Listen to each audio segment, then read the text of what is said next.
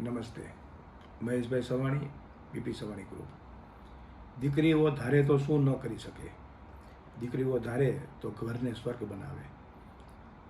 એવી જ એક દીકરી નિશા કુમારી વડોદરાથી 22 જૂન 2024ના દિવસે પવિત્ર જળથી ભગવાનને પ્રાર્થના કરી, ભગવાનના ચરણોમાં જળ ચડાવી. ચેન્જ બિફોર ક્લાઇમેટ ચેન્જ, પર્યાવરણની રક્ષણ માટે એક દીકરી વડોદરાથી નીકળી અને લંડન સુધીનો પ્રવાસ કર્યો, અને તે પણ એક સાયકલ ઉપર.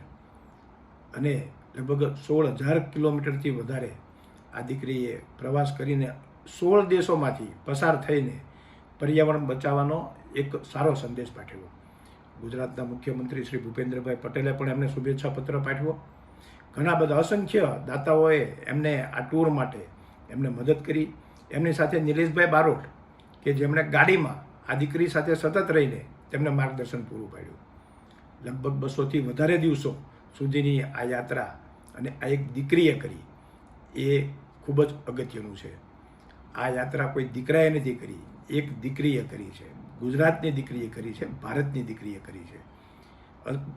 16 દેશોના એમ્બેસેડરોએ પણ એમને ખૂબ જ સાથ અને સહકાર આપ્યો. અને આ દીકરી લંડનમાં નિસ્ડેન શ્રી સ્વામિનારાયણ ભગવાનના મંદિરમાં આની પૂર્ણાહુતિ કરી.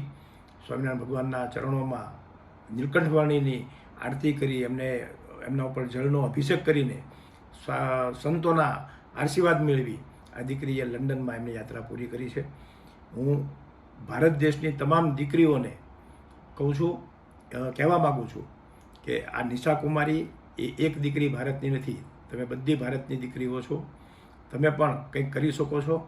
અને એમના પરિવારને પણ આ માધ્યમથી સંદેશો આપવા માગું છું કે દીકરીઓને ઉડવા દો. આ દીકરાઓ ન કરી શકે તેનાથી વિશેષ આ દીકરીઓ કરી શકે છે.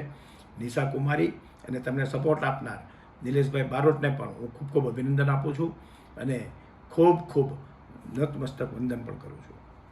જય હિન્દ, જય ભારત.